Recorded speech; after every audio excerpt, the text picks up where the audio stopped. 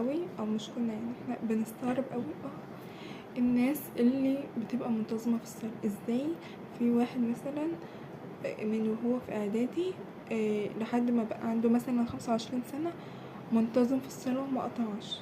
وازاي الراجل الكبير بيصحى كل مرة، راجل عجوز يعني، بيصحى كل مرة لصلاة الفجر ويصلي صلواته كده بانتظام وخشوع كده بتأني.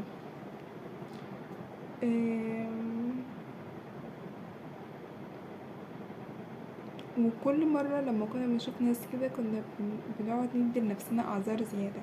يعني كنا نقول ده راجل كبير وتعود. أنا مثلا وأنا صغيرة أنا فاكرة لما كانت ماما تقولي صلي وكده وأنا كنت لسه يعني مثلا 10 سنين أو 11 سنة أو 11 سنة أو كده، كانت تقولي صلي وكده فكنت بقول لها لما يعني أكبر وأبلغ وكده هصلي. يعني واضح ان العادة دي فيا من وانا صغيرة. المهم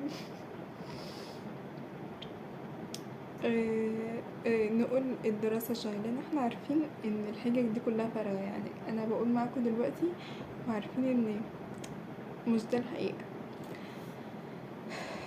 طيب بيقول بقى في كتاب، يعني بشوف اصلا الكتاب بيقول ان هو جه وسأل مرة الراجل ده عن طبيعة عمل وشغله، فعارف ان هو بينام متأخر عشان